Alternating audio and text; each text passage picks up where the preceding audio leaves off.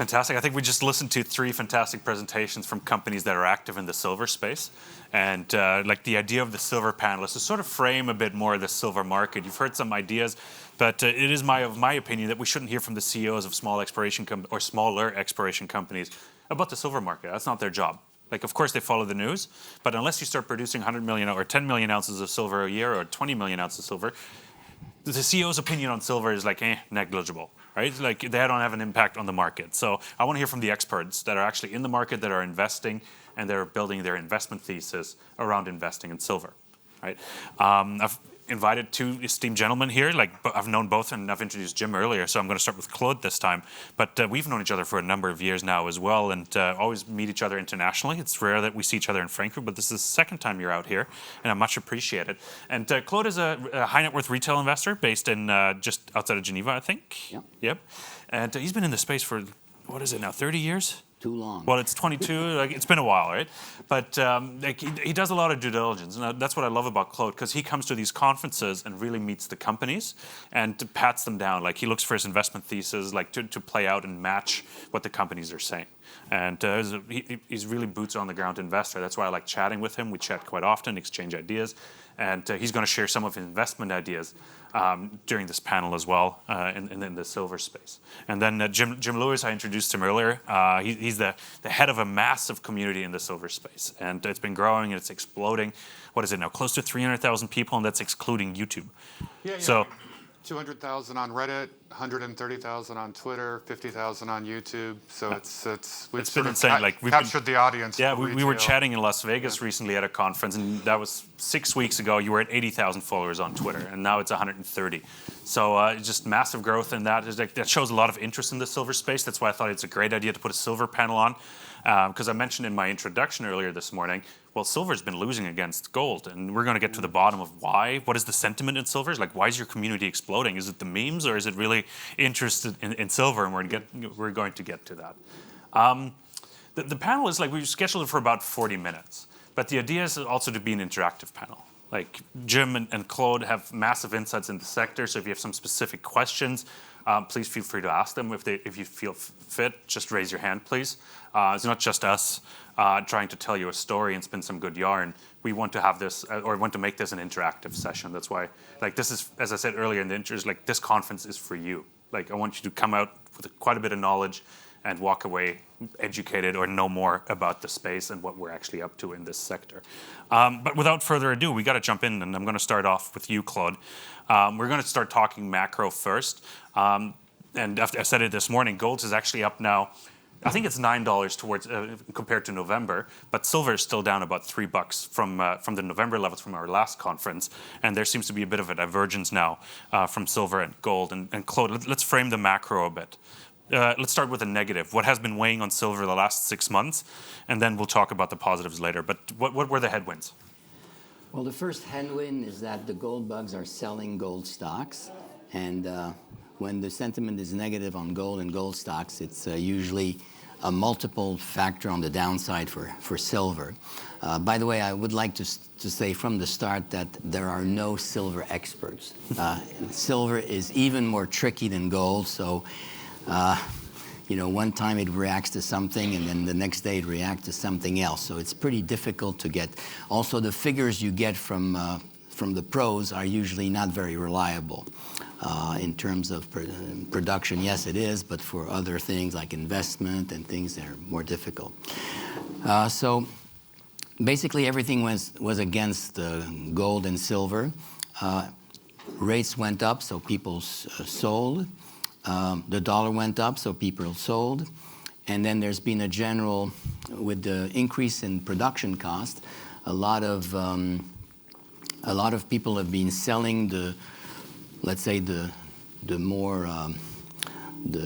companies with more potential just to be in Newmont, because they know there's no growth, they know there's not going to be big cost overrun because they have really nothing to build. So it's been pretty unfavorable for the real stock pickers. So silver is always leveraged to gold, so it goes down more. It's as simple as that. Yeah, I personally, I think it's primarily central bank policy that's driving the near-term activity for gold and silver. Right now, we're in the tightening cycle for many central banks. That's all they're talking about. Right now, the political pressure is on. We have to stop inflation. So increase rates, increase rates, increase rates. At some point, possibly this summer, I think you're going to start seeing some of the economic numbers that are going to turn around or turn for the worse. You're seeing that in the housing market already in the United States. You're seeing it in mortgage applications are tumbling. I think the next step, we're probably going to have a second quarter GDP that's negative and officially be in a recession. At some point, I think that means that the political pressure is going to switch from fighting inflation to saving the economy. And I like when I hear the word recession, because when there's just before a recession, gold usually goes up, and then it goes up during a recession. So it's great to hear that from you. Well, once it's official, then I think the political pressure shifts to not just fighting inflation, but back towards we got to save the economy.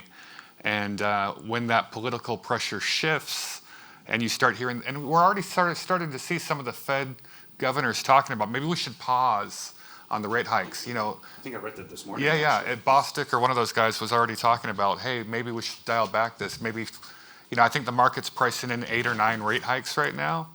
And if all of a sudden the market has to start reevaluating that, and maybe there's going to be a pause, I think that's when gold and silver really, once they realize that the Fed can't fight inflation, that the Fed is trapped, the European Central Bank is certainly trapped even way more than the Fed is. I mean, their situation's just a total basket case. But at some point, I think we're going to see gold and silver take off when everyone realizes that they can't fight inflation and they have to focus on saving the economy. You both done one thing that amazes me a little bit. You threw in gold with silver, okay? In your answers. And the question is now, Claude, I have for you is silver for you a precious metal or an industrial metal? Okay, that's a great question. That's a horrible question. No, it's a philosophy. It's very important because, we have to. Common sense is what's difficult, really. So we don't need to. I know a lot of very smart private investors that do much, much better than institutions. So it's more a matter of common sense than anything else. And that's why silver is more difficult than gold. When silver is cheap, it's basically because it's viewed more or less as a commodity. So they look at supply demand, and there's plenty of silver running around. So the price is very low. Not so long ago, I was interviewing Warren Buffett for Forbes magazine. I wrote an article there. And just after I did that, Warren Buffett bought silver. It was so unusual that I started getting interested in this market. So at that time, it was viewed just as a commodity. Okay, and then it reacts to the fundamentals in the commodity. And then all of a sudden, silver goes into a totally different universe, and you're talking about monetary metal, and then the price spikes, and you get things like the silver hunt squeeze going to $50, or more recently, we did sort of another double top. So it is a changing animal. What I can tell you today is that gold, I wouldn't say it's cheap. It's been compounding at 9-10% a year, depending on the currency, since 2000. But silver today is cheap.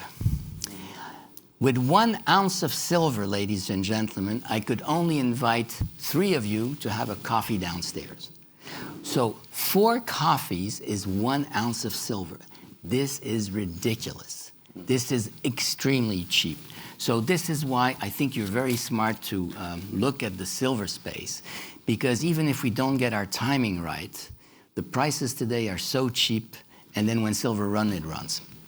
So just to give you the facts, if you take the bull run in gold from 2001 to 2008, gold was up 499%, silver 617%.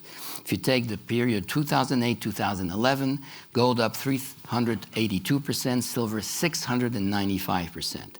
And in the run 2015-2016, gold up 31%, silver up 55%. Now you imagine what that means for your silver stocks. Okay, so to give you a little example, Pan American Silver from 2001 to 2008 went up 17 times. Hecla in 3 years from 2001 to 2004 went up 19%. Silver Wheaton 19 times. Silver Wheaton 19 times. In 6 months in 2016, Kerr went up 10 times, and Southern Silver 22 times. So it gives you the sense of why it's you're right to be at this conference, and I suggest you see all the silver companies here because they're all interesting and they're all extremely undervalued. Jim, for you as well, and I know you own quite a bit of silver as well, but for what use? I learned the other day, actually talking to JP Cortez, I had an interview with him, and he's a policy advisor for the Sound Money Defense League. I was always under the impression, and you, Claude, gave the example of paying with silver for your coffee downstairs. In the US, it's actually not accepted currency because the US doesn't want to burden the small businessman with the pressure to actually having change or to account for silver. Or if somebody shows up with a gold bar and a razor blade and shaves off some gold, actually having to measure the gold and having to assess its value. Mm-hmm. Right? So is it a currency? Is it an industry metal, an industrial metal? Is it a precious metal? I'm curious what your view on that is. I mean, a lot of, if you talk with the silver bugs who collect the coins and the bars, they're going to tell you it's a currency. But, a lot of people, it is obviously an industrial metal. I think one of the key things, the business case for why silver inevitably is going to skyrocket is primarily the solar industry. I mean, right now, the solar industry consumes, 120 million ounces per year of silver. Globally, we only mine 800 million ounces. And that 120 million ounces a year of silver only got us to 2% of the electric grid. So, I mean, we've all seen the numbers of what some of the governments are trying to mandate in terms of renewable energy. 10% solar. I mean, the numbers are different everywhere. But just imagine that. If we had to 5x the amount of solar that we're manufacturing per year, and we only got 2% with 120 million ounces. I mean, the numbers get ridiculous really quickly by the end of this decade in terms of solar. And that's just solar. We're not even talking about electric vehicles or other sectors that consume silver. I think by the end of this decade, and I've interviewed Keith Neumeyer and Rick Rule on this topic many times, we're going to be asking ourselves by the end of this decade, who doesn't get their silver? Because there's just not enough to go around for all the applications that need it right now. So the industrial side's really going to be driving, I'd even call it a supply cliff within the next 5 to 7 years. Interesting. Yeah, it sort of resonates with, I spoke to Chen Lin in Vancouver last week as well, and his presentation title was Silver is the New Lithium. Because you mentioned solar panels, and I think to increase the efficiency of solar panels, you need more silver as well. And he's seen some internal papers from Chinese manufacturers that they're planning on adding more silver to the mix to increase the efficiency. And also with solar panels actually going two ways now, front and back, that you're pretty much... I mean, they've made a lot of progress in reducing the amount of silver in the solar panels, but it's like anything. The 80-20, you can only take it down so far before it just doesn't work anymore. And they've reached that limit. So to grow the solar industry, they need a lot more silver than we're mining. Claude, gold has been hanging in actually price-wise fairly well over the last few months. After the first Fed rate hike, we only lost $200, but if you look at the overall chart and the monthlies, we're actually doing quite well. Yeah. We haven't really broken down. It wasn't really a crash in gold, and now at 1850, it's actually showing some decent resilience. But silver's broken down, sort of coming back, And you evaded the answer a little bit earlier, is why the divergence between silver and gold? Is it really because it is an industrial high-tech metal? Is that the only answer there? Yeah, look, investment demand for silver dwarfs anything long-term. So there was less investment demand in silver. I think that put a lid. And then, talks about a weaker economy. That hurt the industrial side. So I think it was both aspects. So technically, it is true that I was quite disappointed to see silver break down 22.30. It was sort of a resistance. All the technical analysts were telling you it was pretty important. So it broke down. Having broken down, it could have fallen like a stone to 1850. The fact that it didn't go down so quickly is a little less discouraging than I would think. And we're rebounding now to this, what was support is now becoming resistance. So the key question now is, are we going to go back up above 22.30? Then we'd be fine. But again, silver is so cheap versus gold. I mean, the ratio is ridiculously high. Mm-hmm. It's in the 70. It's like 85 right now. Yeah, 85. If you take the ratio of silver production to gold production, it's 1:8. So you see, there's so much room. The very long-term average is 1:15. So you have such an undervalued situation of silver versus gold that to own silver is, I think, is a good long-term proposition. Jim, obviously you're biased, but I'm curious what the sentiment in your communities is like, and how has it changed over the last couple of months with the Fed rate hikes? Has there been a shift in sentiment? A lot of the people on Reddit, the Reddit community, are kind of funny about it. It's like they buy silver when silver's going up, and they buy silver when silver's going down. They're always buying silver. I mean, these guys are nuts. They almost celebrate when it goes down because it's cheaper and they can buy more. It's they are the true silver bug community, and there's just nothing that's ever going to get these guys down. We have the hardcore, the devoted maniacs on Wall Street Silver. That's for sure. Some more sophisticated investor would tell you that the silver, there is some correlation between negative real rates and silver. Works pretty well for some time. So you've had real rates, going down dramatically from 117 to 108. And then, so that basically was the reason why silver went from $14 to $27. So now you've had real rates, going back up. They're still negative, we're still fine, but I think the fact that the real rates were less negative has been a specific reason, to answer your question, a specific reason why silver has been underperforming gold. Interesting. Yeah, it's like, but that's only a theory, right? But before we talk more, how to trade the silver space. Do we have any questions from the audience more on the macro side on silver? Why is it behaving that way? Before we talk more trading specific aspects of silver, Paul. The silver price will go up when you talk with Mr. Warren Buffett, and he said, "Yes, I will buy silver." And another day, the people buy silver. It's a question. I didn't get the question. Talk to Mr. He wants you to talk to Warren Buffett again and get him to buy again. So, that's a good idea. Let's do that. or get Elon Musk to start buying. Get Elon to start tweeting about silver. That's what we need right now. Okay. No, it's interesting. It would work great in the space race as well, I guess, with silver. Any other questions on the macro before? Oh, yeah. If there is indeed a rate hike in July or August, whenever they're talking about it, could we see a same sort of pattern that we saw in the last month or so as now, where precious metals follow the entire market down and kind of balance up? Yeah, that's a great question.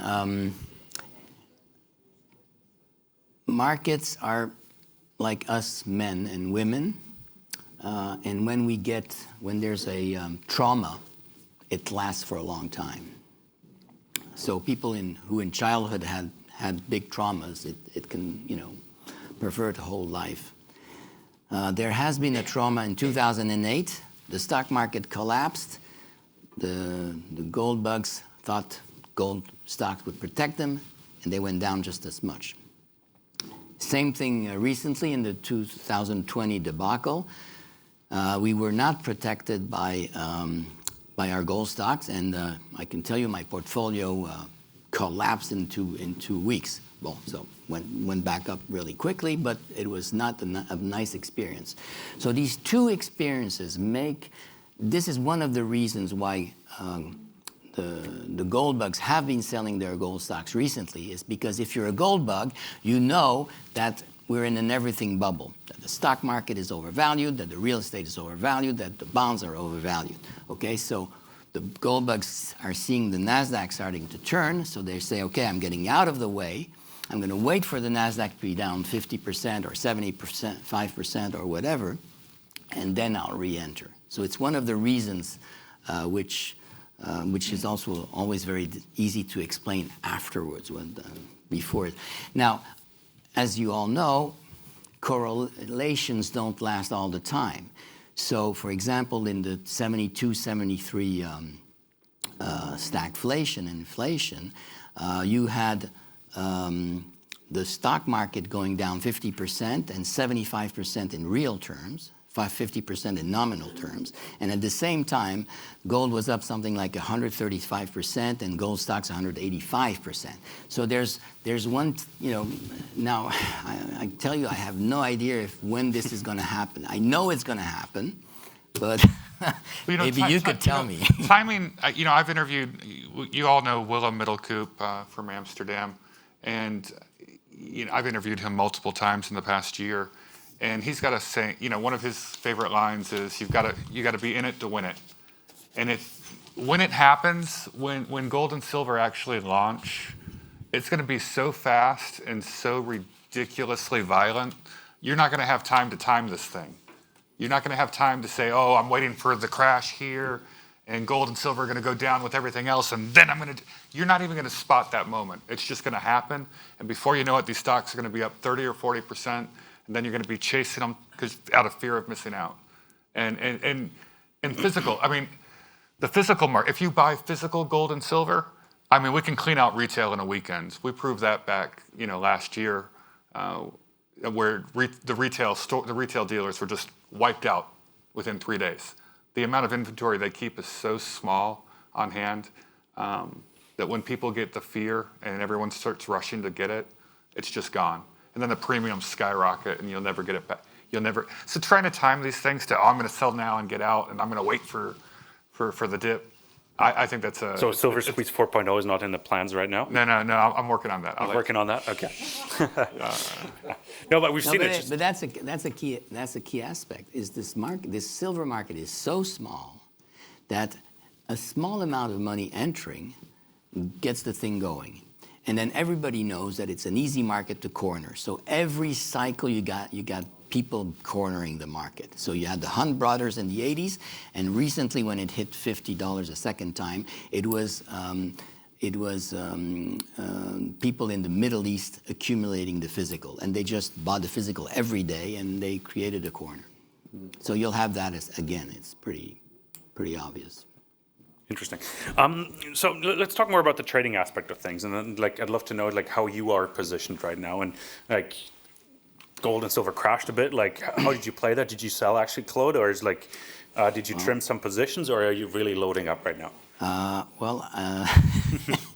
I'm really good at bottoms. The problem is I'm not too good at selling. Okay, so I did spot the bottom in September. I loaded up. I said to buy shares. Shares went up. Unfortunately, went back down. I went back down with it. We had a bottom in February. Same thing. The bottom was pretty obvious. Went up, and now we're doing a triple bottom. I believe we're in a triple bottom. So I'm not feeling good, which is a good sign, because when I get nervous, the chances that we've hit the bottom is pretty high. But as you said, these things are too difficult to time. So basically, you have to have your core position where you're, because especially today, it's so cheap that you have to have your core position, and you must size it in a way that if things don't work out, so for example, if gold breaks below $17.20 or silver breaks below $18, then maybe for risk management you probably will have to trim some more. But you're right, these things are difficult to, and then these things go up so much that time is not an issue. That's what institutions don't get. They try to time the market. It's a waste of time. To make money, you have to buy stocks. Are you buying right now, Jim? I'm focused on primarily, I like silver stocks that are based in Nevada. I like BlackRock Silver is one of my favorite right now. I think that's a takeout target in the next 12 months. Andrew Pollard, he's not here. Suma Silver also. Promised me to be here in November, by the way. So both of those are in Tonopah, Nevada. And I honestly think that First Majestic has taken out both of them within the next year or two. So a lot of high confidence there. Silver Hammer is another one. Multiple projects in Nevada. You know what I love about these is they're going after these old mines from the 1800s that the old timers, they find just crazy numbers of, 20,000 grams per ton type numbers. And the ore that they threw away is high grade 2,000 grams per ton now. And these guys could only scratch the surface back in the late 1800s. They couldn't really drill deeper. And these guys are going into Nevada and grabbing these projects and drilling them now. And they're just sure things in Nevada that these things are going to become mines. So that's where I'm focusing right now on what I buy.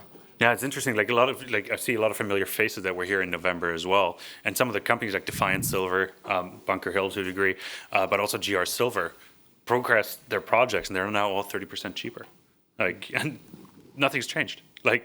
So buying the bottom and actually trying to time it perfectly is quite interesting. Claude, we had a chat the other day about what you like, and you brought a couple names that we want to go through as well. Because if we want to make real money, we got to buy the stocks. There's no other way. So of course it's a risky exercise, especially with silver stocks.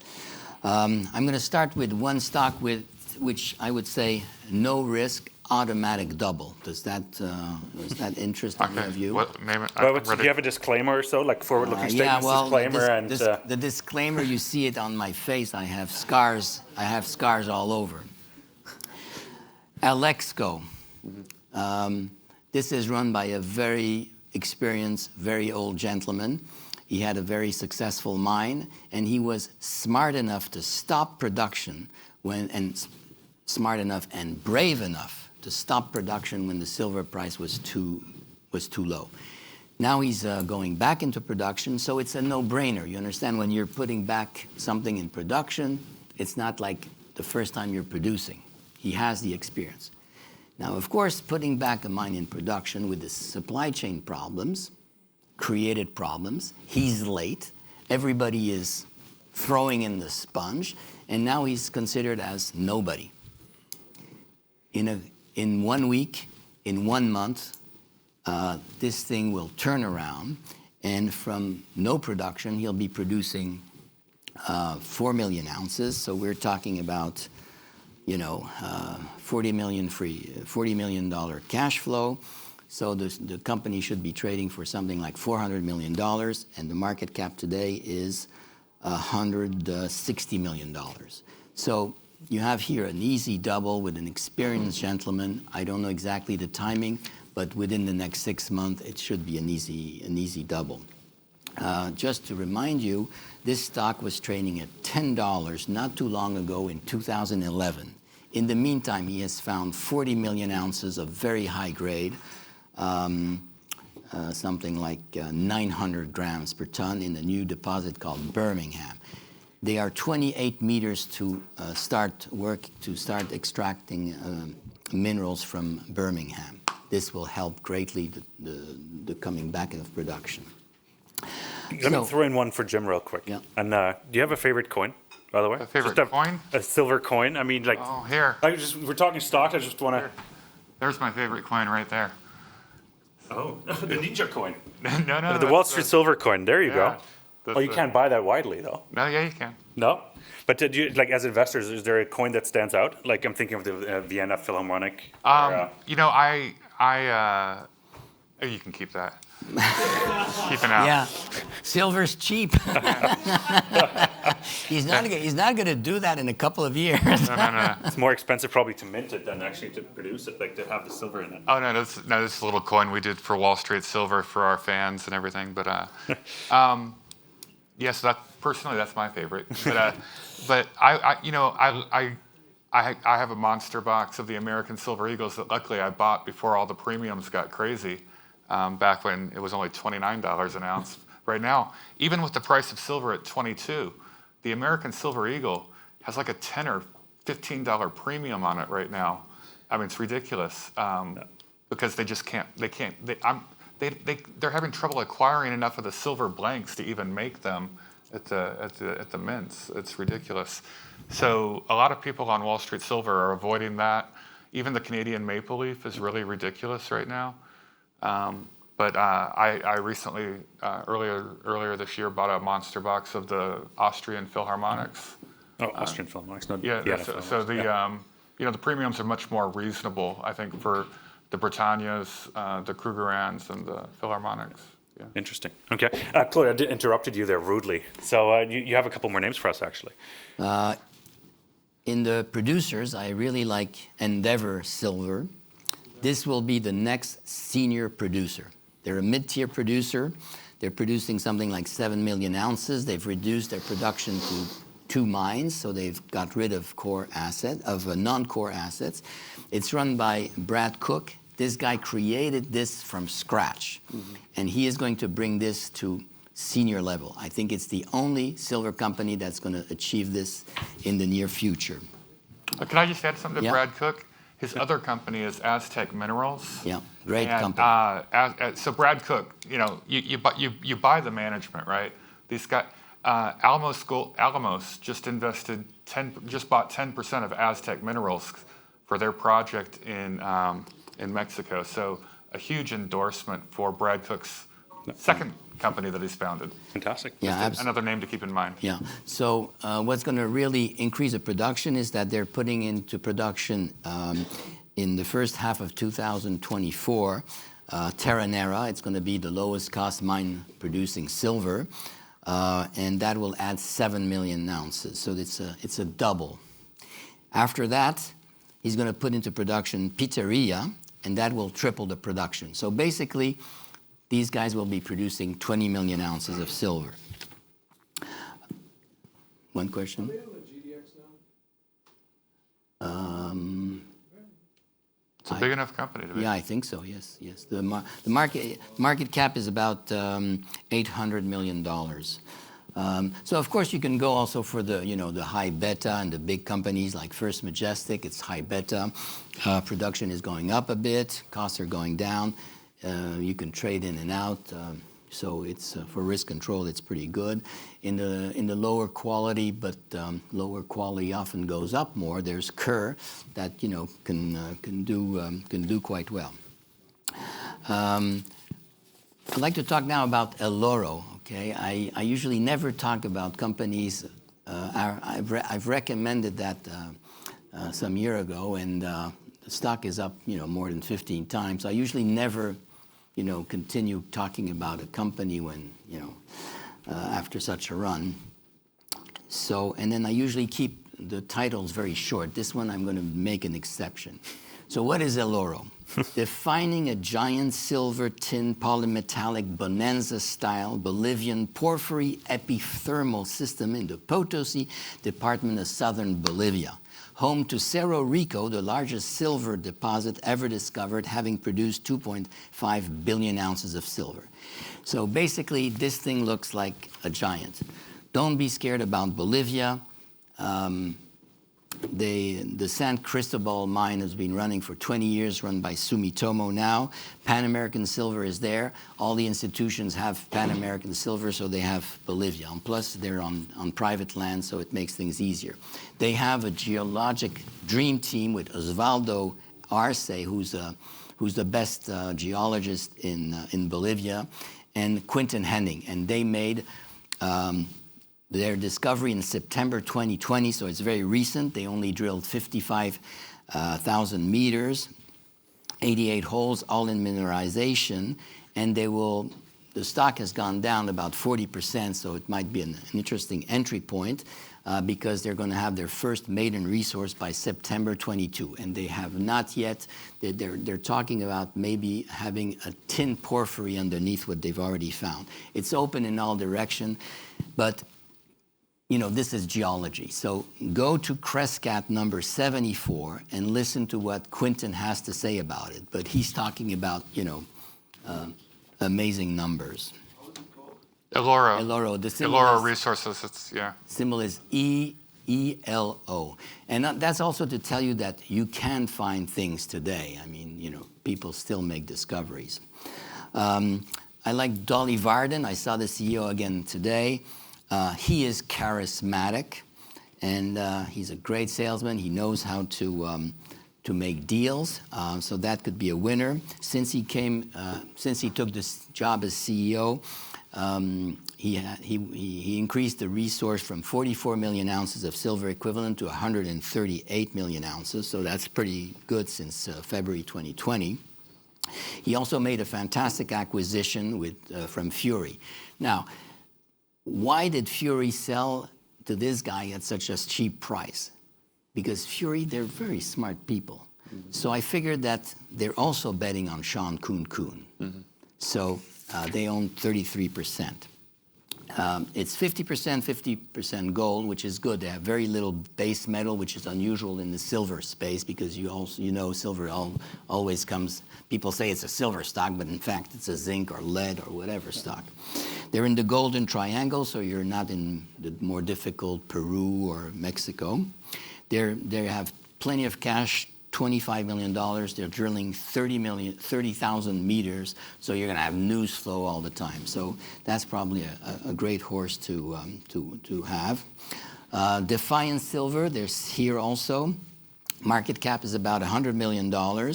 And here you have a huge out-of-the-money call on their gold asset called Tepal. So for a $100 million market cap, at $2,000 gold, the NPV is $545 million. So that you have a nice little call option on gold. But in silver, they're making huge discovery on Veta Grande. They have 17 million ounces of silver at 182 grams. It's going to be 50 million ounces in the not too distant future. They have a great discovery at Lucita that can add. And, it's all backed by a very good geologist, Doug Cavey, who was on the team that discovered La Preciosa. $12 million. We just heard from him here as well. So he was just a presentation before the silver panel as well. But we're running into the coffee break. And I want to keep this a little more interactive. So Jim and Claude will be available, of course, for conversations around the conference. And if you have any specific questions about certain companies or so, I know Claude has met probably all of them in the last 2 years. He's probably got an 2 months. last 2 months too. Like I know we've seen each other in London on Monday as well. So keep the questions coming. But I can't leave you off. I can't let you get off a silver panel without asking for a silver price target until the end of the year. Me or you? Both of you. It's going to the moon. We're going to. I think we're headed back to the all-time highs. We're definitely getting above 30 this year. I think it's just inevitable. At some point, the Fed's going to pivot. The Fed's going to pause, and I think they're going to have to save the economy and start dropping rates again. And that's when we're going to see silver launch above 30. And once we get above 30, it could be at 50 in a heartbeat. 6 weeks, 8 weeks. I mean, it can move. Fantastic. Claude, what do you think? I totally agree with this. The 1980 high was $50, but if you adjust it for inflation, you're already at $130. So you see there's room. But technically, the question is pretty useless because it really depends on the dollar. Okay, what are you comparing silver to? If we go into hyperinflation and the dollar is worth nothing, then you can have. I went to Zimbabwe and there was hyperinflation. So if the dollar is worthless, it could be worth $3,000. What's important is that I think you should buy, reasonably, but buy silver stocks now.